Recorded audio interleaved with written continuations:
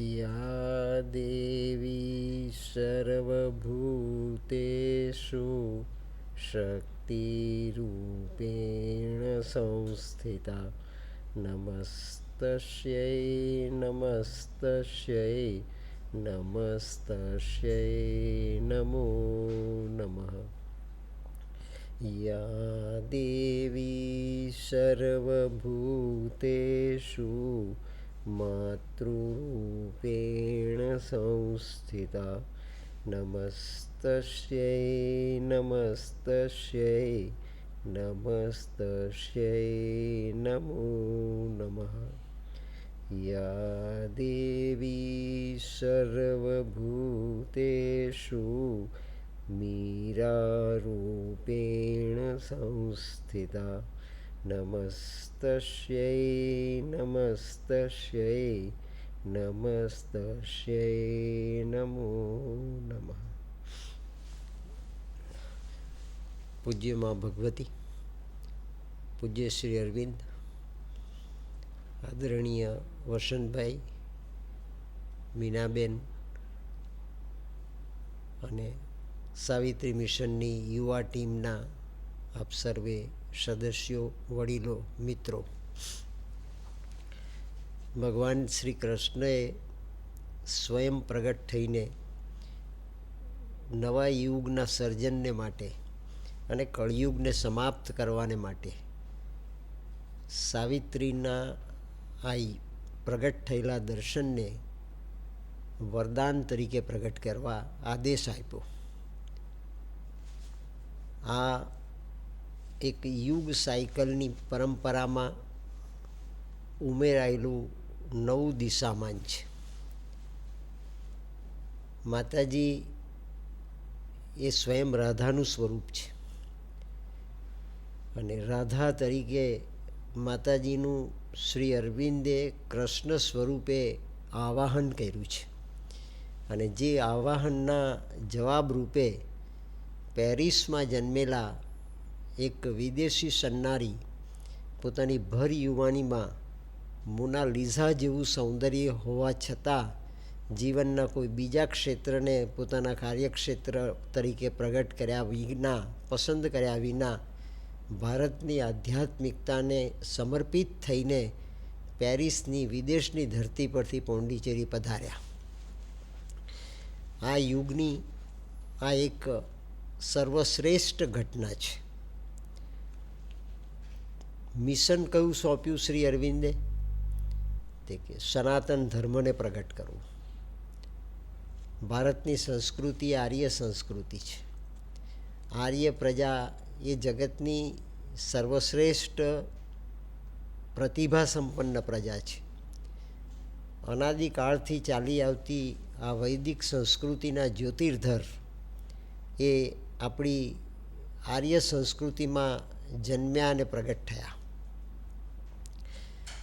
7 વખત પૃથ્વીનો પ્રલય થયા છતાં આ વખત પૃથ્વીનો પ્રલય નથી થવાનો એ વાત પોંડિચેરીના માતાજીએ જગતમાં પહેલી વખત કહી છે. પૃથ્વીનું હવે રૂપાંતર થવાનું છે. એનો પ્રલય અત્યાર સુધી થઈ ચૂક્યો, હવે પ્રલય થવાનો નથી. શ્રીમદ ભાગવતજીના 12મા સ્કંધની અંદર માર્કંડેય ઋષિએ પૃથ્વીના પ્રલયનું દર્શન પ્રગટ કર્યું છે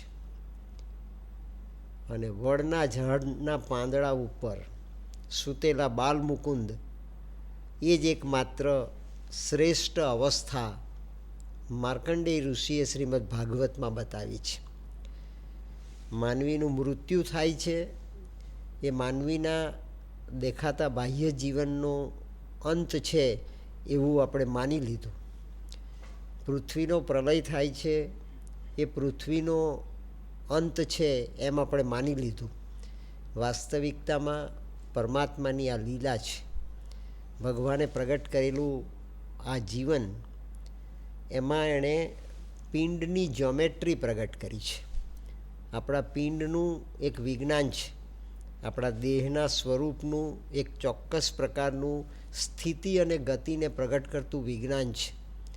એ બાયોલોજી માત્ર નથી, એ એનેટોમી માત્ર નથી, એ માત્ર શરીરશાસ્ત્ર કે શરીર વિજ્ઞાન નથી, પણ પરમાત્માની એક પ્રગટ કરેલી શ્રેષ્ઠ અને સર્વોત્તમ આકૃતિ છે. મેં આપને ગઈકાલે સમજાવ્યું તેમ કે માનવ જીવન એ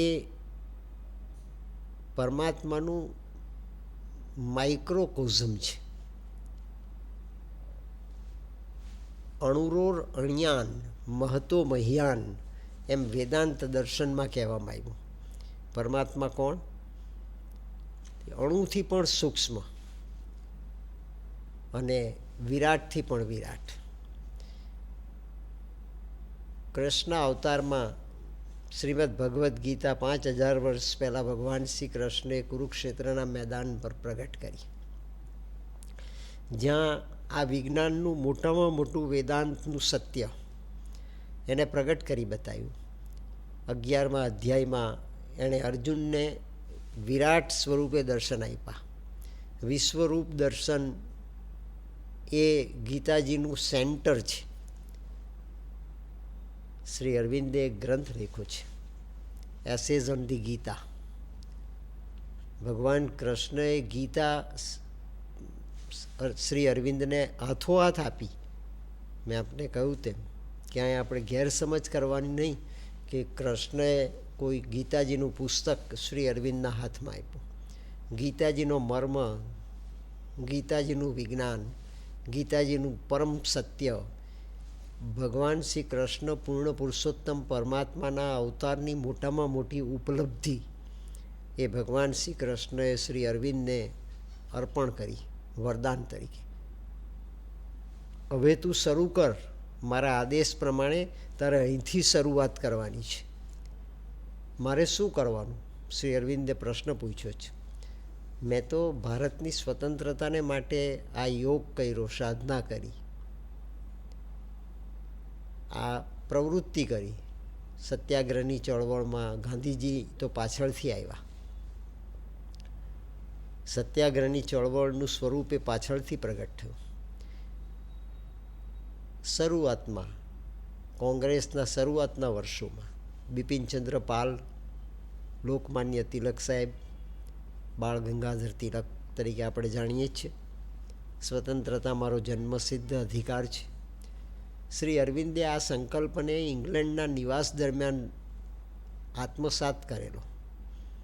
ભલે એનું પ્રાગટ્ય તિલક મહારાજે કર્યું.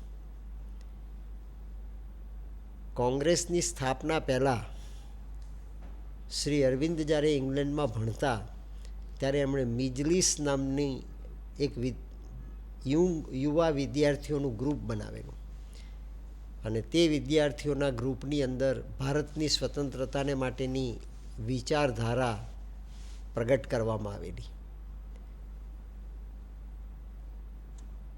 જેનાથી બ્રિટિશ સરકાર સુપેરે માહિતગાર હતી. અને ભારતની સ્વતંત્રતાનો સંકલ્પ એમણે સયાજીરાવ ગાયકવાડ મહારાજા સમક્ષ પણ રજૂ કરેલો, જ્યારે એમની ઇંગ્લેન્ડની અંદર ગાયકવાડ મહારાજા સાથે પહેલી મુલાકાત થઈ. અને સયાજીરાવ ગાયકવાડ એક સ્વતંત્રતા પ્રેમી, રાષ્ટ્રભક્ત, પ્રજાનું કલ્યાણ કરનાર એક આદર્શ રાજવી હતા. અને એની પ્રતીતિ આપણને આજે પણ થાય છે. વડોદરામાં જાઓ તમે, મહારાજા સયાજીરાવ યુનિવર્સિટીનું આ મકાન, કીર્તિ મંદિર, એવા અનેક સ્મારકો સયાજીરાવ ગાયકવાડના સમયના છે કે જે લોક કલ્યાણના કામો ગાયકવાડ મહારાજાએ પોતાના સ્ટેટમાં કર્યા. મેં આપને કહ્યું તે પ્રમાણે ઉત્તર ગુજરાતનો આ પ્રદેશ એ પવિત્ર ભૂમિ છે. ગોઝારિયા, પાટણ, સિદ્ધપુર, વિસનગર, ઊંઝા, એ બધો પ્રદેશ તે વખતે ગાયકવાડ મહારાજાનું સ્ટેટ ગણાતું. દ્વારિકાનો પ્રદેશ બી ગાયકવાડ મહારાજાની ભૂમિ હતી. અને અનેકો વખત ભગવાન દ્વારિકાધીશના દર્શન કરવાને માટે શ્રી અરવિંદ વાયા જામનગર દ્વારકા ગયા છે. અને વાયા જામનગર જ્યારે દ્વારિકા જતા ત્યારે સંભવ છે કે જામનગરના મહેમાન થયા હોય જામનગર રોકાયા હોય તે વખતે કોઈ પ્લેન નહોતા, ગાડીઓ નહોતી, આવો વ્યવહાર નહોતો, રોડ રસ્તા નહોતા. એ સમયને સદીની આ વાત છે. તો દ્વારિકાધીશ સાથે કૃષ્ણનો એક વિશિષ્ટ પ્રકારનો નાતો રહ્યો છે. અને તે કૃષ્ણએ સનાતન ધર્મના પુનરુદ્ધારને માટે શ્રી અરવિંદને અલીપોરની જેલની કોટડીની અંદર દર્શન આપીને આ મિશન સુપ્રત કર્યું છે અને કહ્યું કે મારે તારી મારફત જે કરાવવું છે તેને માટે હું તને આદેશ આપીશ. તું અંદર મને પૂછજે અને હું તને આદેશ આપીશ. તારી મારફત મારે જે સિદ્ધ કરવું છે તે હું કાર્ય કરીશ. અને શું સિદ્ધ કરવાનું? મેં આપને રંગ અવધૂત બાપજીના 3જી પેઢીના ગુરુના ગ્રંથનો રેફરન્સ આપ્યો છે. વાંચવા જેવો ગ્રંથ છે. રંગ પરિવારના સદસ્યો અને ભાઈઓ બહેનો આનું પારાયણ કરે છે. એવો શ્રીપાદ વલ્લભ સ્વામીનો આ ગ્રંથ મૂળ તેલુગુ ભાષામાં લખાયેલો, એનું ઘણી ભાષાઓમાં ટ્રાન્સલેશન થયું છે. ગુજરાતી ભાષામાં પણ એનું ટ્રાન્સલેશન કર્યું છે. નંદુર બારકર કરીને રંગ અવધૂત બાપજીના પરિવારના એક વિદ્વાન સ્કોલર છે, જેમણે શ્રીપાદ વલ્લભ સ્વામીના આ ગ્રંથનું ટ્રાન્સલેશન કર્યું છે. આપને જાણીને આશ્ચર્ય થશે કે આ ગ્રંથની અંદર ઓછામાં ઓછો 4 વખત શ્રીપાદ વલ્લભ સ્વામીએ અતિમનસનો ઉલ્લેખ કરેલો છે. આ 700 વર્ષ પહેલાંની ઘટના છે. શ્રીપાદ વલ્લભ સ્વામીએ 14 વર્ષની ઉંમરે આ ગ્રંથ લખાવ્યો. એ શ્રીપાદ વલ્લભ સ્વામીએ 5000 વર્ષ થશે કૃષ્ણને ગયાને, અને તે સમયનો કૃષ્ણ જો સંકલ્પ કરશે તો 4,32,000 વર્ષ જેના બાકી છે એવો કળિયુગ 5000 વર્ષે સમાપ્ત થશે. અને 5000 વર્ષે કળિયુગ સમાપ્ત થાય એવા સંકલ્પ સાથે શ્રી અરવિંદની અંદર શ્રી કૃષ્ણની ચેતના આખીને આખી સમાવિષ્ટ થઈ ગઈ 1909ની સાલના મે મહિનામાં અલીપોરની જેલમાં. આપણે એમ કહી શકીએ કે શ્રી અરવિંદ સ્વરૂપે શ્રી કૃષ્ણએ પોતે આ સાધના કરી છે. શ્રી અરવિંદ સ્વરૂપે શ્રી કૃષ્ણએ પોતે આ અતિમનસનું અવતરણ કરાવ્યું છે. શ્રી અરવિંદે સ્વરૂપે શ્રી કૃષ્ણે સ્વયં આ યુગનું પરિવર્તન કર્યું છે, પ્રલયને અટકાવ્યો છે અને પૃથ્વીની માટીનું રૂપાંતર કર્યું છે. જગતનો મૂર્ધન્ય વૈજ્ઞાનિક આઇન્સ્ટાઈન, જેને મેં 5મો વેદ કહ્યો, 6ઠ્ઠો વેદ કહ્યો, એ આઇન્સ્ટાઈનનું વિજ્ઞાન, આઇન્સ્ટાઈનની રિલેટિવિટી, હાઇઝનબર્ગનું વિજ્ઞાન અને એની રિલેટિવિટીની મીમાંસા, ફ્રિટ્જ ઓફ કાપરા અને આપણા વૈજ્ઞાનિક અબ્દુલ કલામ, તેનું ન્યૂ ફિઝિક્સ એ આપણને સમજાવે છે કે આ મેટર, દેખાતી પૃથ્વીની માટી એ પણ જીવંત છે. વનસ્પતિ જીવંત છે એ તો આપણને જગદીશચંદ્ર બોઝે સાબિત કરીને બતાવ્યું, પણ માટી પણ જીવંત છે, પથ્થર પણ જીવંત છે, પહાડ પણ જીવંત છે, વનરાજી પણ જીવંત છે, કીટક, ભ્રમર, પશુ પંખી, વાયરસ અને મેક્રોબ્સ એ બધું જ જીવંત છે. વેદાંત દર્શનમાં એમ બતાવવામાં આવ્યું, ઈશોપનિષદમાં, ઈશાવાસ્યમ ઇદમ સર્વમ, સર્વમ ખલુ ઇદમ બ્રહ્મમ. જગતમાં જે કંઈ દેખાય છે એ તમામ એ પરમાત્માનો વાસ છે, મારો વાસ છે, મારા થકી આ જગત પ્રગટ થયું છે. ગીતાજીમાં 5000 વર્ષ પહેલાં ભગવાન શ્રી કૃષ્ણે અનેક વખત આ વાત સમજાવી છે. આ બધી જ વૈજ્ઞાનિક સત્યોની પીઠિકા પર શ્રી અરવિંદે આ અતિમાનસિક યુગનું નિર્માણ કરવાને માટે કૃષ્ણની ચેતનાને સદેહ ધારણ કરીને, સદેહ કૃષ્ણ બનીને આ સાધના માતાજીના સાનિધ્યમાં કરેલી છે. અને આ કોઈ ચમત્કાર નથી, આ સદીના, આ સમયના આપણે બધા સાક્ષી છીએ, જેના ડોક્યુમેન્ટ્સ આજની તારીખે પોંડિચેરીમાં આર્કાઇવ્સની અંદર મોજૂદ છે. મેં આપની સમક્ષ તો પ્રસાદ તરીકે એકમાત્ર ડોક્યુમેન્ટ પ્રગટ કર્યો, જે ડોક્યુમેન્ટમાં શ્રી અરવિંદે પોતાના Shri Aurobindo books centenary library volume number 27ના 433 અને 434માં પાના પર ભગવાન કૃષ્ણની સાથેનો પોતાનો આ સંવાદ પ્રગટ કર્યો છે.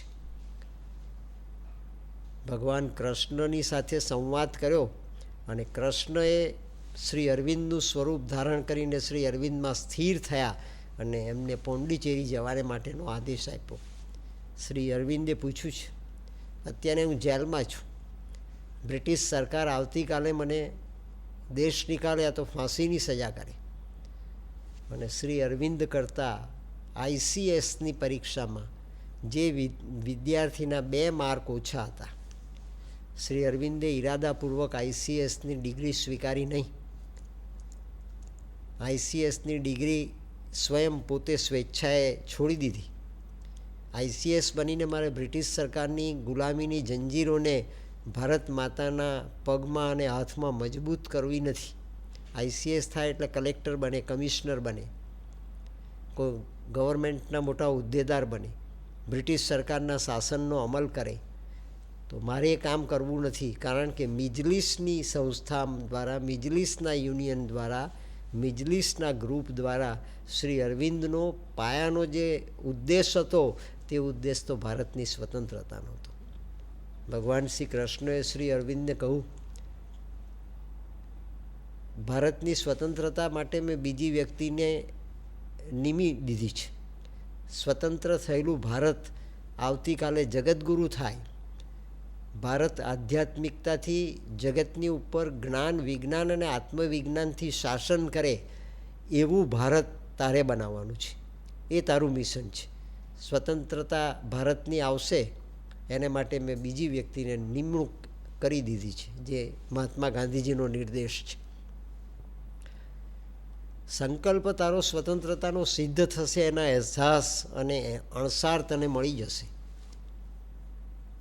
સ્વતંત્રતા આવશે જ, પણ સ્વતંત્રતા પછીના ભારતનું સર્જન કરવાની જવાબદારી તારી છે અને તે હું કરીશ.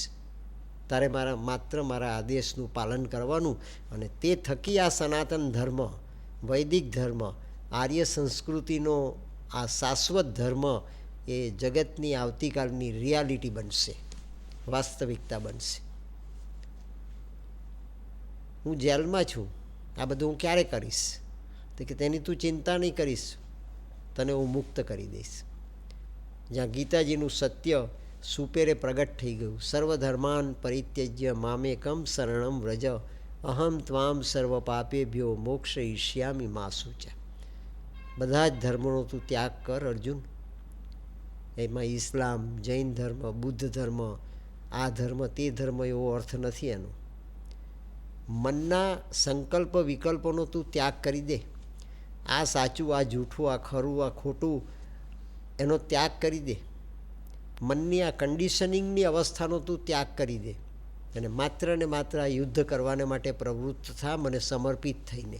મામેકમ શરણમ વ્રજ અહમ ત્વામ સર્વ પાપેભ્યો મોક્ષયિષ્યામિ મા શુચા. હું તને બધા જ પાપોમાંથી મુક્તિ આપીશ, ઇવન મૃત્યુના પાપમાંથી પણ મુક્તિ આપીશ. એ એનો અર્થ છે, એમ શ્રી અરવિંદ એસેઝ ઓન ધી ગીતામાં સમજાવે છે. તમારી આગળ આ તો પ્રસાદ તરીકે આપણે રજૂ કરેલી વાત છે. 24,000 પંક્તિનું આ મહાકાવ્ય માતાજી સમજાવે છે કે બ્રહ્માંડમાં જે છે એ સાવિત્રીમાં છે અને સાવિત્રીમાં જે નથી એ પરમાત્માના પ્રગટ કરેલા 14 બ્રહ્માંડમાં પણ ક્યાંય નથી. મહાભારતને માટે કહેવાયું કે જે મહાભારતમાં છે એ બ્રહ્માંડ જગતમાં છે, જગતમાં છે નથી એ મહાભારતમાં નથી, માટે એને મહાભારત કહેવાયું. મહાન ભારત નહીં, મહાભારત. કુરુક્ષેત્ર એનું સેન્ટર છે અને કુરુક્ષેત્રમાં જગતનો ધણી એ માનવનું નારાયણમાં રૂપાંતર કરવાને માટેનું વિજ્ઞાન પ્રગટ કરે છે. શ્રીમદ ભગવદ્ ગીતા એ કોઈ માત્ર ધર્મશાસ્ત્ર નથી, એ કોઈ માત્ર હિન્દુ ધર્મનું ધર્મ પુસ્તક નથી, એ કોઈ માત્ર ધર્મનો ગ્રંથ નથી. એ પરમાત્માની સ્વયંભૂ પ્રગટ કરવામાં આવેલી વાણી, જે માનવજાતનો સ્વભાવ, માનવજાતનું જીવન, માનવજાતની લીલા, માનવજાતનું પ્રાગટ્યનો અર્થ અને માનવજાતના માધ્યમ દ્વારા પરમાત્માએ જે સત્યને સાકાર કરવું છે એનો આખો વૈજ્ઞાનિક પ્રોગ્રામ છે. અને તે સનાતન ધર્મ તરીકે શ્રી અરવિંદે આ સાવિત્રીમાં પ્રગટ કર્યો છે. બધા જ ગ્રંથોમાં એણે પ્રગટ કર્યું છે શ્રી અરવિંદે, પણ સાવિત્રીમાં એ સવિશેષ પ્રગટ કર્યો છે, જે પુસ્તકને પ્રગટ કરતાં શ્રી અરવિંદ જેવાને 50 વર્ષ લાગ્યા. વડોદરામાં રહ્યા શ્રી અરવિંદે આ સાવિત્રીનો પ્રારંભ કર્યો. અત્યારે મકાન મોજૂદ છે. જે મકાનમાં શ્રી અરવિંદ રહેતા, એ મકાનમાં 13 વર્ષ શ્રી અરવિંદ રહ્યા. તે મકાનમાં શ્રી અરવિંદે સાવિત્રીના પ્રથમ કેન્ટોની પંક્તિઓ લખવાનો પ્રારંભ કરેલો. લવ એન્ડ ડેથ, ડેથ, મૃત્યુ, એનો ઉકેલ ક્યાં રહ્યો છે? જીવનનો સૌથી મોટો પ્રશ્ન એ મૃત્યુનો પ્રશ્ન છે. ગીતાજીમાં ભગવાન સમજાવે છે તે પ્રમાણે, જાતસ્ય હિ ધ્રુવો મૃત્યુ ધ્રુવમ જન્મ મૃતસ્ય છે. જે જન્મે છે તેનું મૃત્યુ થાય છે અર્જુન, અને જે મૃત્યુ પામે છે તેનો પુનર્જન્મ પણ નિશ્ચિત છે. આ વાત ભગવાન સ્વમુખે કહે છે, અને તેને પ્રમાણિત કરતા શ્રી અરવિંદે લખ્યું છે, there are 4 great events of the world. જગતની 4 મહાન ઘટનાઓ છે. પહેલી ઘટના, સીઝ ઓફ ટ્રોય. ટ્રોજન વોર લડવામાં આવી. ટ્રોય શહેરને ભડકે બાળવામાં આવ્યું. આ ગ્રીક અને રોમન હિસ્ટ્રીનું એક મહત્ત્વનું પ્રકરણ છે. તેને શ્રી અરવિંદે જગતની પહેલી મહાન ઘટના કહી છે. બીજી મહાન ઘટનાની વાત કરતાં શ્રી અરવિંદે લખ્યું છે, crucifixion of Lord Jesus Christ. Jesus ક્રાઇસ્ટને ક્રોસ પર ચડાવી દીધા, એ બીજી મહાન ઘટના છે. ત્રીજી મહાન ઘટનાની વાત કરતાં શ્રી અરવિંદે લખ્યું છે, exile of Lord Krishna from Mathura to Vrindavan. ભગવાન શ્રી કૃષ્ણ મથુરાની જેલમાં જન્મ્યા અને મથુરાની જેલમાંથી વૃંદાવનમાં પધાર્યા, એ ત્રીજી મહાન ઘટના છે. અને ચોથી મહાન ઘટનાની વાત કરતાં શ્રી અરવિંદે લખ્યું છે, કોલોક્વિલ ઓન ધી બેટલફિલ્ડ ઓફ કુરુક્ષેત્ર. કુરુક્ષેત્રના મેદાન ઉપર ભગવાન શ્રી કૃષ્ણએ ગાયેલી ગીતા એ જગતની ચોથી મહાન ઘટના છે. 4 ઘટનામાંથી 2 ઘટના તો સીધી આર્ય સંસ્કૃતિ સાથે, વેદાંતની આ સંસ્કૃતિ સાથે જોડાયેલી છે. સીઝ ઓફ ટ્રોય, ટ્રોજન વોર, તેની સાથે માનો કે આપણને કોઈ સીધી નિસ્બત નથી. જીસસ ક્રાઇસ્ટને ક્રોસ પર ચડાવવામાં આવ્યા, એની સાથે આપણને કોઈ નિસ્બત નથી. પણ ભગવાન શ્રી કૃષ્ણ મથુરાની જેલમાંથી વાસુદેવને ટોપલામાં બેસાડીને જમના પાર કરીને આવ્યા, મથુરામાં જન્મ્યા અને ગોકુળમાં એમણે લીલા કરી. એ શ્રીમદ ભાગવતનું દર્શન એ આપણી સંસ્કૃતિનું શ્રેષ્ઠ પુરાણ છે. એ દર્શન સુપેરે ભગવાન શ્રી કૃષ્ણની આ લીલા, પૂર્ણ પુરુષોત્તમ પરમાત્માનું જીવન દર્શન એ શ્રીમદ ભાગવતમાં પ્રગટ કરે છે. જેના થકી વ્યાસજીનું ઉદાસીનતા, વ્યાસજીનો શોક, વ્યાસજીનો સંતાપ, વ્યાસજીએ મહાભારત દ્વારા જે અકલ્પ્ય આઘાત પ્રત્યાઘાતનો અનુભવ કર્યો, એ અનુભવમાંથી નિરસન કરવાને માટેનું એક ધર્મ પુસ્તક, એક ઇતિહાસ, જ્યાં સૂર્યવંશી, ચંદ્રવંશી રાજાઓની આખી વંશાવલી આપવામાં આવી છે. એ ભારતનો ઇતિહાસ છે મિત્રો. આ કોઈ માત્ર શ્રદ્ધાથી વાંચવાનું, કથા સાંભળવાનું કે આનંદ પ્રમોદને માટેનું સાત્વિક મનોરંજન મેળવવાનું સાધન નથી. ભારતની ઐતિહાસિકતા એ સત્ય સાથે જોડાયેલી છે. ભારતની ઐતિહાસિકતા એ પરમાત્મા સાથે જોડાયેલી છે. ભારતની ઐતિહાસિકતા એ તપશ્ચર્યા, સાધના અને ઋષિત્વ સાથે જોડાયેલી છે. ભારતની ઐતિહાસિકતા એ ગુરુત્વ સાથે જોડાયેલી છે. ભારતની માટીનું આ મહાત્મ્ય છે. ભારત એ માત્ર કાશ્મીરથી કન્યાકુમારી અને કલકત્તાથી કાઠિયાવાડનો જમીનનો ટુકડો નથી. આ પરમાત્માએ પસંદ કરેલો દેશ છે. ભગવાને પસંદ કરેલી આ ભૂમિ છે જ્યાં પરમાત્મા 9 વખત સુધી અવતરી ચૂક્યો અને 10મો અવતાર તેને શ્રીમદ ભાગવત કલ્કી અવતાર કહે છે. જૈન દર્શન પ્રમાણે, અગમ દર્શન પ્રમાણે, કલ્પસૂત્ર પ્રમાણે, ભગવતી સૂત્ર અને ભક્તામર સ્તોત્ર પ્રમાણે તીર્થંકરો 24 થયા. એ 24 તીર્થંકર આ ભારતની માટીમાં પેદા થયા. ભગવાન બુદ્ધ થયા એ ભારતની માટીમાં પેદા થયા. લોર્ડ જીસસ ક્રાઇસ્ટ પણ કાશ્મીરની સુધી જેરુસલેમથી પધારેલા. એણે પણ ક્રિશ્ચિયાનિટીનું મહાનમાં મહાન સત્ય આત્મસાત કરવાને માટે ભારતની માટીનું અવલંબન સ્વીકારેલું.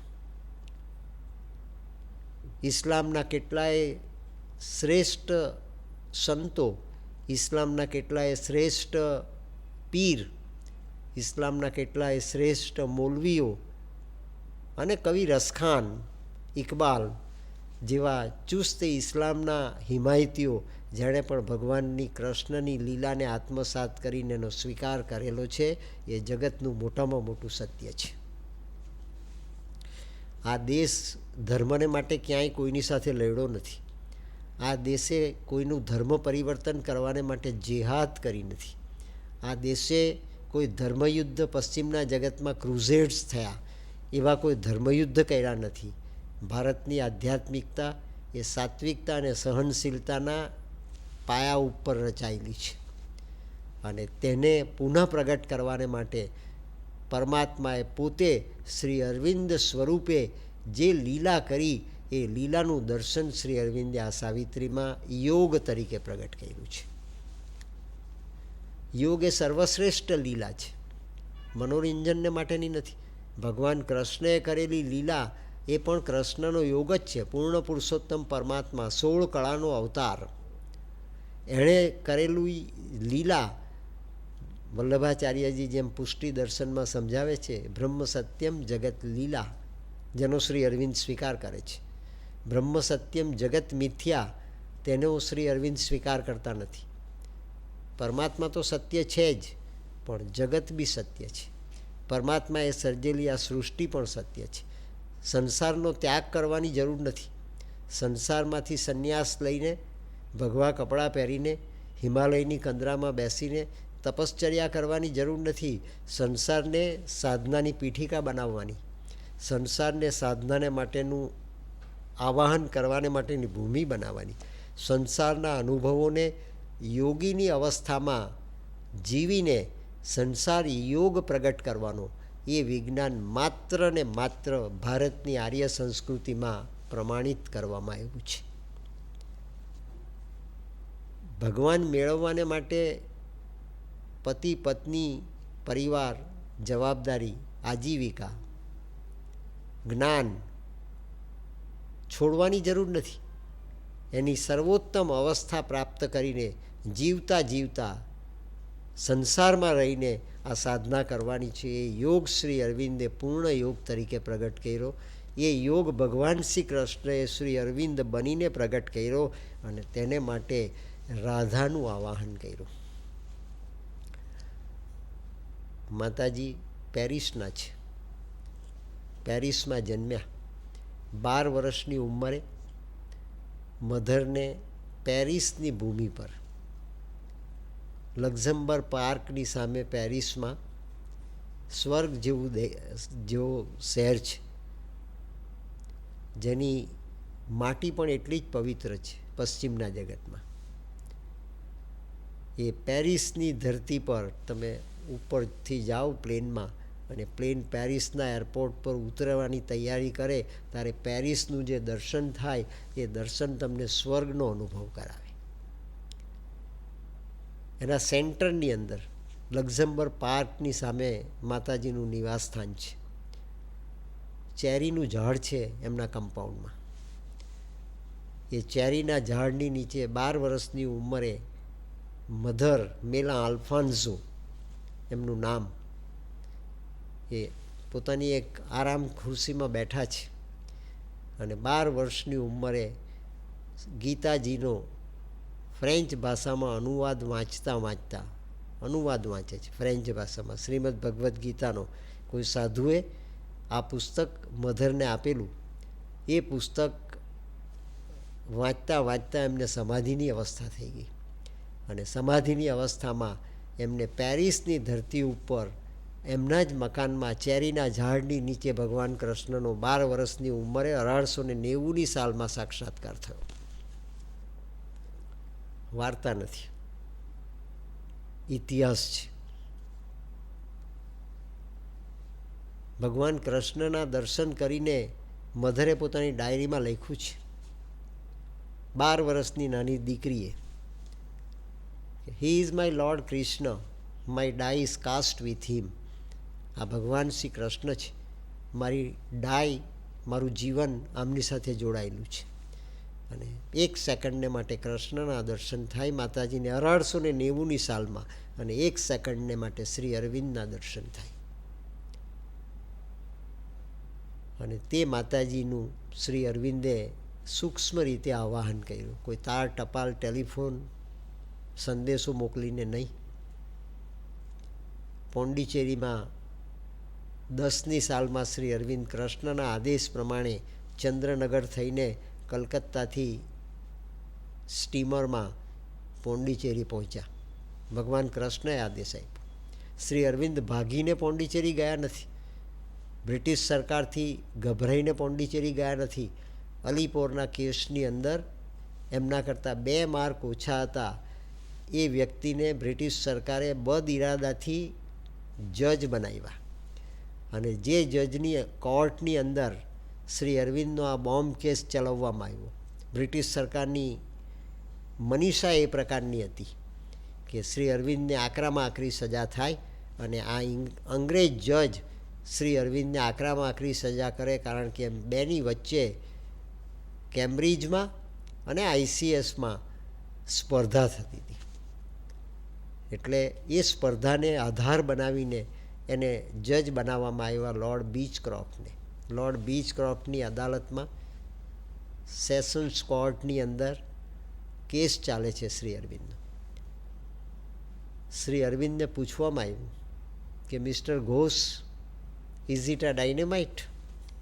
એક ચાંદીની ડબ્બીની અંદર રામકૃષ્ણ પરમહંસ જે પીપળાના ઝાડની નીચે બેસતા દક્ષિણેશ્વરમાં, એ પીપળાના ઝાડની નીચેની ચોરાની માટી એ કેશવચંદ્ર સેન અને ઈશ્વરચંદ્ર વિદ્યાસાગર જેવા પ્રબુદ્ધ તે સદીના રામકૃષ્ણના શિષ્યો અને અનુયાયીઓ એમણે પ્રસાદ તરીકે શ્રી અરવિંદને આપી હતી. અને તે માટી શ્રી અરવિંદ પોતાના સાધનાના રૂમમાં અને અધ્યયનના રૂમમાં રાખતા. બ્રિટિશ સરકારના પોલીસે અને અધિકારીઓએ એ માટીની ડબ્બીને ડાયનેમાઇટ તરીકે સીલ કરી દીધી અને બનાવટી કેસ કરીને, બોમ્બ બનાવે છે એવો બનાવટી કેસ કરીને એમને જેલમાં મૂકી દીધા. કેસ ચાલ્યો. CR દાસ, કોલસાના એન્જિનો જેના અત્યાર સુધી ચાલતા હતા, ઇલેક્ટ્રિક એન્જિનો આવ્યા રેલવેના, તે પહેલાં કોલસાથી ચાલતા રેલવે એન્જિનો વડીલોએ તો જોયા છે, કદાચ યુવાન પેઢીએ એ એન્જિનો ન જોયા હોય. વરાળથી ચાલતા સ્ટીમ એન્જિન એ પશ્ચિમના જગતની એક મોટી અને રિમાર્કેબલ શોધ છે. એ સ્ટીમ એન્જિનની ફેક્ટરી એ જેની માલિકીની હતી એવા CR દાસ, ચિત્તરંજન દાસ, એ ચિત્તરંજન દાસ બેરિસ્ટર હતા, તે શ્રી અરવિંદના વકીલ હતા. અને એ ચિત્તરંજન દાસ શ્રી અરવિંદનો કેસ લડે છે 1 વર્ષ સુધી લોર્ડ બીચક્રોફ્ટની અદાલતમાં. દુનિયાભરના જજમેન્ટની બધી ચર્ચા CR દાસે એ જજની સામે કરી, બધી દલીલો મૂકી.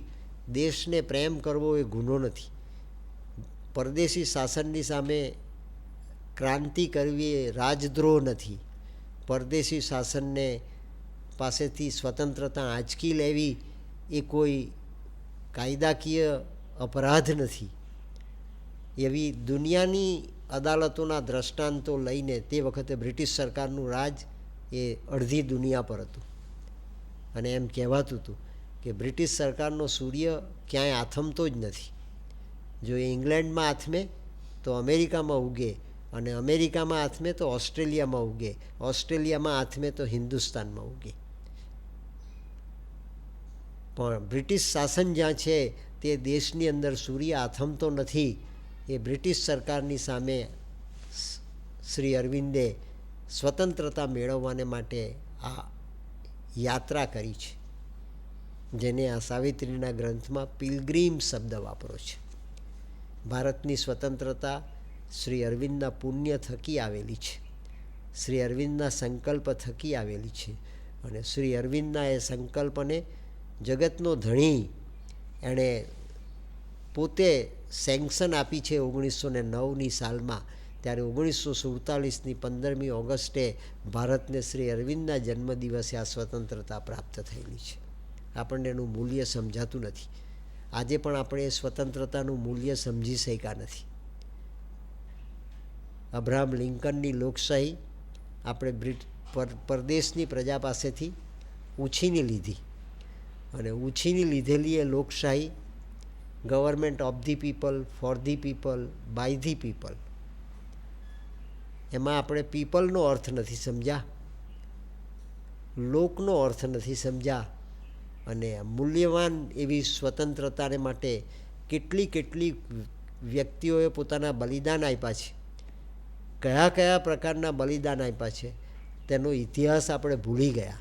અને માટે આપણી આજના સમયે, વર્તમાન સમયે આપણી રાજનીતિની અને લોકશાહીની આ અવદશા પેદા થઈ.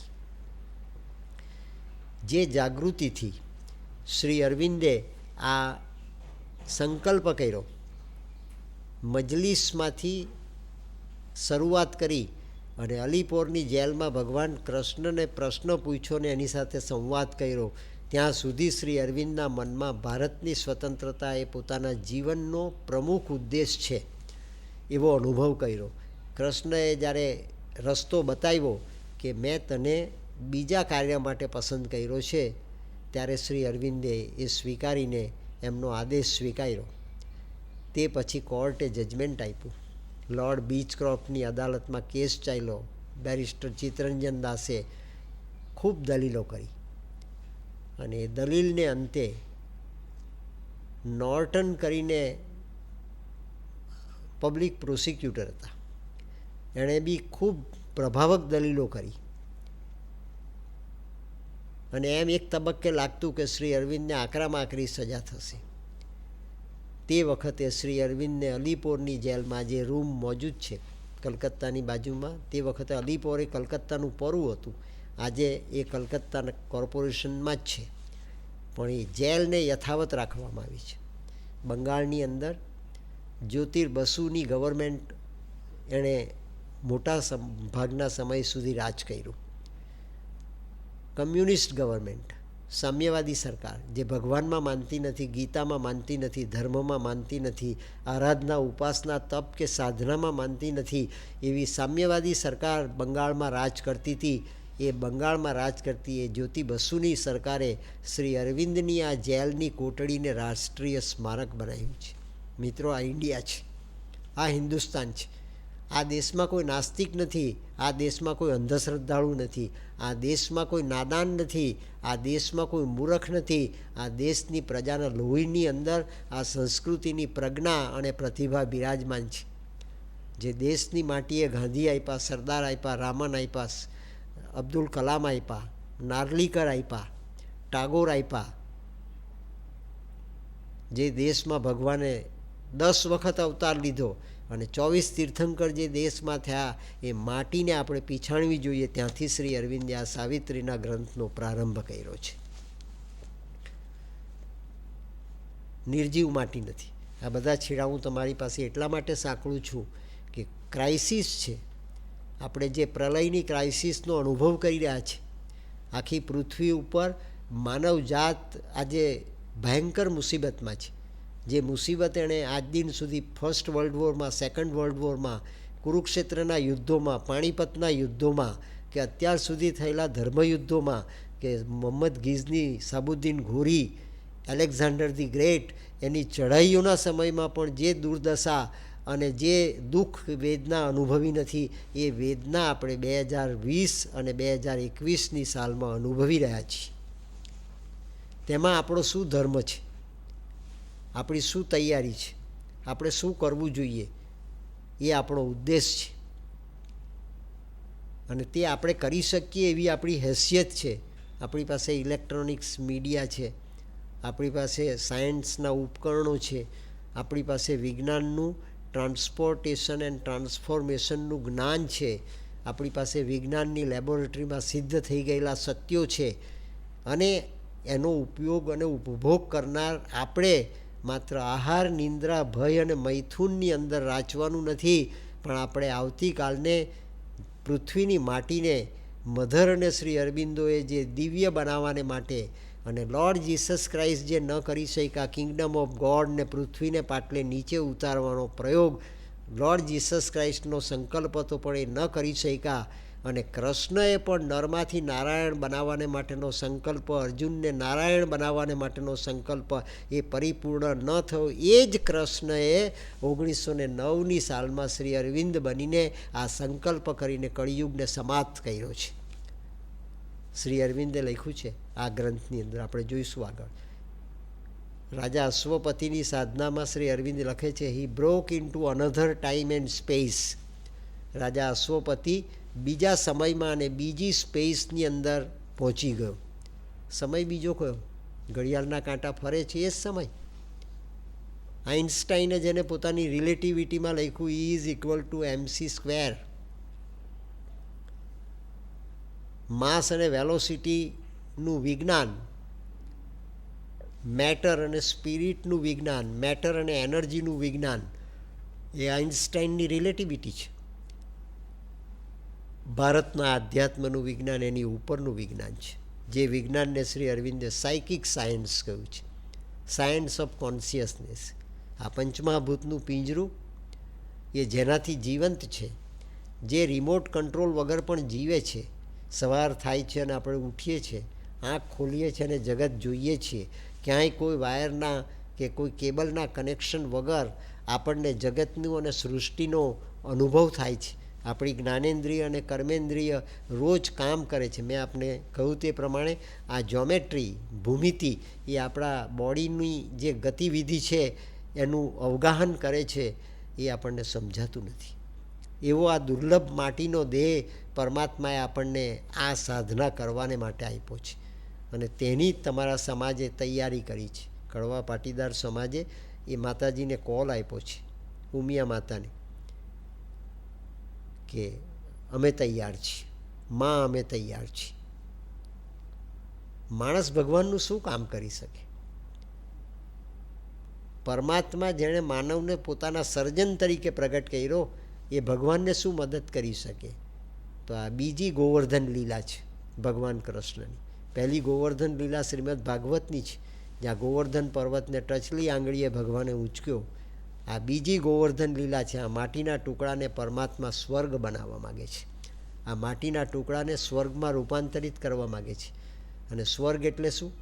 તે કે જેની ચેતના સચ્ચિદાનંદની ચેતના બની જાય, જે માનવીની પ્રકૃતિ એ ભગવાન દત્તાત્રેયની પ્રકૃતિ બની જાય, જે માનવીની પ્રકૃતિ એ બ્રહ્મા, વિષ્ણુ અને મહેશનો આવિષ્કાર બની જાય, જે માનવીની પ્રકૃતિ એ સચ્ચિદાનંદનો માટી ઉપરના જીવનમાં અનુભવ કરે, જ્યાં મૃત્યુ એ વૈકલ્પિક બની જાય, મૃત્યુ એ સ્વૈચ્છિક બની જાય, મૃત્યુ એ જીવનની એક ઘટમાળ બની જાય. આત્મા સંકલ્પ કરે ત્યારે જન્મ થાય અને આત્મા સંકલ્પ કરે ત્યારે મૃત્યુ પ્રાપ્ત થાય. Death at will and birth at will. એને શ્રી અરવિંદે અમરત્વ કહ્યું છે. અસતોમાં સદગમય, તમસોમાં જ્યોતિર્ગમય, મૃત્યુર્માં અમૃતમ ગમય. આ વેદાંતના સત્યને શ્રી અરવિંદે વૈજ્ઞાનિક રીતે આ સાધનામાં ચરિતાર્થ કરી દીધું. અલીપોરની જેલની હું આપને વાત કરી રહ્યો છું. અને અલીપોરની જેલમાં CR દાસે ને પ્રશ્ન પૂછ્યો લોર્ડ બીચક્રોફ્ટે. નોર્ટનની દલીલ પૂરી થઈ ગઈ. પહેલો પ્રશ્ન નોર્ટનને પૂછ્યો, પબ્લિક પ્રોસિક્યુટરને, કે મિસ્ટર નોર્ટન, શ્રી અરવિંદની સામે આપે હવે કોઈ દલીલ કરવાની બાકી રહી છે? એટલે નોર્ટને ઊભા થઈને કહ્યું કે મિલોર્ડ, મારે હવે કોઈ દલીલ કરવાની રહેતી નથી. તો કે ચોક્કસ? ચોક્કસ. નોર્ટનનો અધિકાર પૂરો થયો. બ્રિટિશ સરકારનો અધિકાર પૂરો થયો શ્રી અરવિંદની સામેના પ્રોસિક્યુશન ચલાવવાનો. લોર્ડ બીચક્રોફ્ટે એની નોંધ કરી એ ચુકાદામાં. અને CR દાસને પ્રશ્ન પૂછ્યો, મિસ્ટર દાસ, આપ તો ડિફેન્સના વકીલ છો, બચાવ પક્ષના ધારાશાસ્ત્રી છો, આપે કોઈ દલીલ કરવાની છે? તો CR દાસ ઊભા થાય છે અને તે છેલ્લી દલીલ કરે છે કે મિલોર્ડ, મારે એક જ દલીલ કરવી છે, પણ એ દલીલ નથી કરવી. હું 2 હાથ જોડીને પ્રાર્થના કરું છું. કલકત્તાના પ્રદેશની આ અલીપોરની સેશન્સ કોર્ટનો આ ઐતિહાસિક ચુકાદો છે, જેનો દસ્તાવેજ આજે પોંડિચેરીના આર્કાઇવ્સમાં મોજૂદ છે, જે ચુકાદાનો. અને જ્યોતિ બસુની ગવર્મેન્ટે, કમ્યુનિસ્ટ ગવર્મેન્ટે એ અલીપોરની જેલને પણ રાષ્ટ્રીય સ્મારક બનાવીને યથાવત રાખેલી છે. અને એ સ્મારકમાં લોર્ડ બીચક્રોફ્ટની ન્યાયની સિંહાસનની ઉપર માર્બલની તકતીની અંદર લોર્ડ બીચક્રોફ્ટની સમક્ષ CR દાસે કરેલી આ દલીલને કોતરીને મૂકવામાં આવેલી છે. આપ આજે પણ જાઓ તો દર્શન કરી શકો છો. CR દાસ 2 હાથ જોડીને પ્રાર્થના કરે છે અંગ્રેજ ન્યાયમૂર્તિને કે આપ તો ન્યાયની અદાલતમાં બેઠા છો, આપ તો ન્યાયમૂર્તિ છો, અને ન્યાયમૂર્તિ તરીકે આપણે આ કેસનો ચુકાદો આપવાનો છે. 7 સમુદ્રોની અંદર પાણીના મોજા ઉછળતા રહેશે. શ્રી અરવિંદ એ એવા પરમાત્માના પાર્ષદ છે કે જેનો શબ્દ એ આ દરિયાના મોજાની પાર જગતની અંદર પ્રસરી જશે. એવા પરમાત્માના પાર્ષદને આપે આ પિંજરાની અંદર બેડી પહેરાવીને ઊભા રાખેલા છે. દેશને પ્રેમ કરવો એ ગુનો નથી, અપરાધ નથી, અધિકાર છે. અને અધિકારને મેળવવાને માટે પ્રયત્ન કરનાર ક્યારેય પણ અપરાધી હોઈ નહીં શકે. મારી આપને પ્રાર્થનાપૂર્વકની વિનંતી છે કે સમય વહી જશે, દરિયાના મોજા ઉછળતા રહેશે, અને આવતીકાલના ભવિષ્યની અંદર આ પરમાત્માના પાર્ષદની વાણી એ શાશ્વત વાણી તરીકે જગતમાં સ્વીકારાઈ જશે. એવી વ્યક્તિને આપ નિર્દોષ જાહેર કરીને છોડી દો, એવી મારી આપને અંતઃકરણપૂર્વકની પ્રાર્થના છે. લોર્ડ બીચક્રોફ્ટે ચુકાદામાં નોંધ્યું છે કે પ્રાર્થના અને આર્ગ્યુમેન્ટ, પ્રાર્થના અને લીગલ ઇન્ટરપ્રિટેશન, પ્રાર્થના અને કાયદાનું અર્થઘટન, એ 2 વચ્ચે શું તફાવત છે?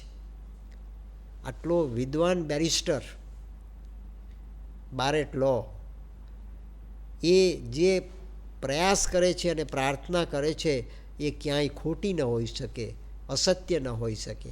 અને CR દાસે 2 હાથ જોડીને પ્રાર્થના કરી છે.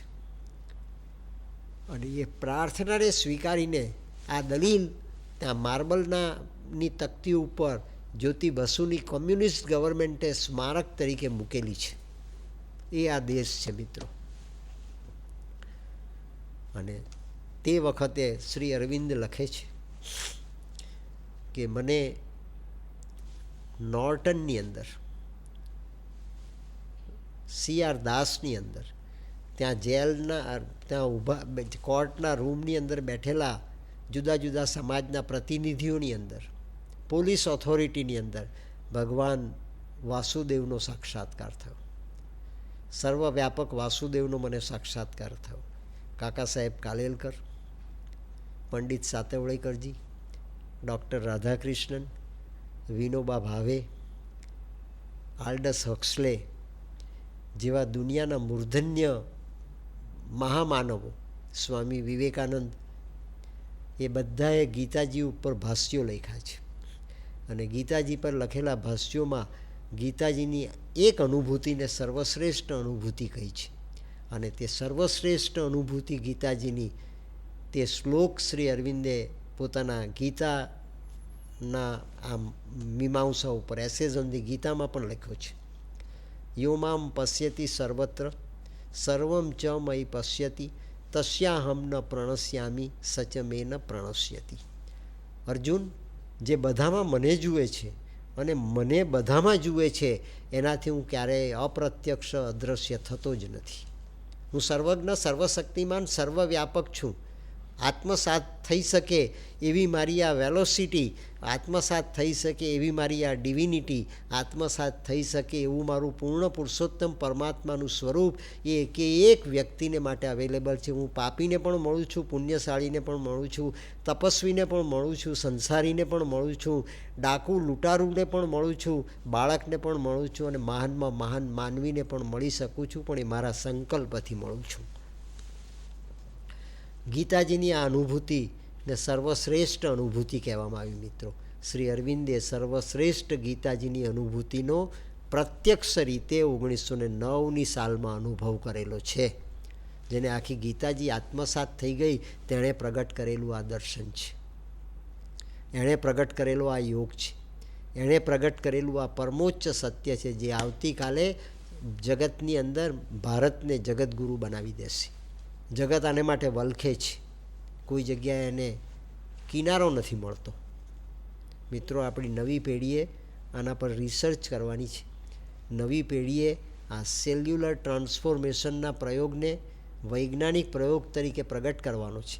આપણી એનેટોમીને, આપણા શરીરના વિજ્ઞાનને, નાડીઓનું તંત્ર છે, 44 નાડીઓની આ ગૂંથણી છે, નાડીઓની અંદર પ્રવાહ વહે છે, એ પ્રવાહની અંદર ચેતના સક્રિય થાય છે, એ ચેતનાની વેલોસિટી એ ઇન્ફિનિટી છે, શાશ્વત વેલોસિટી છે.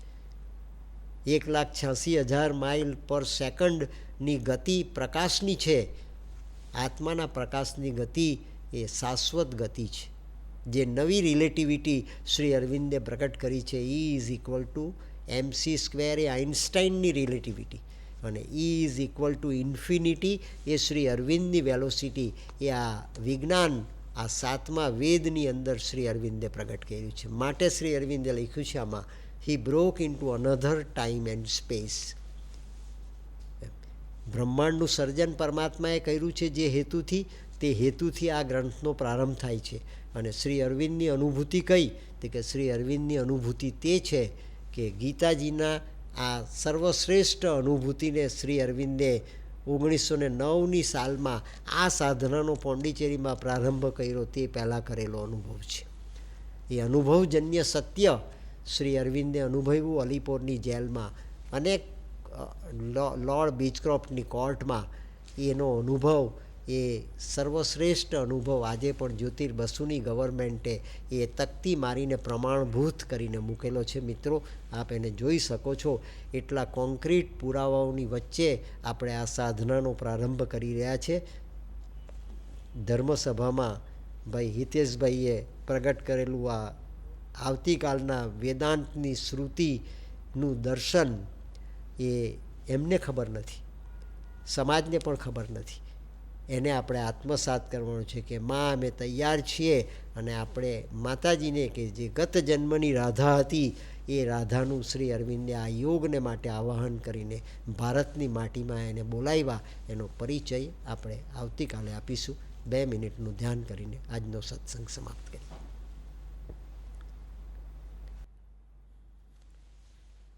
ઓમ આનંદમય ચૈતન્યમય સત્યમય પરમે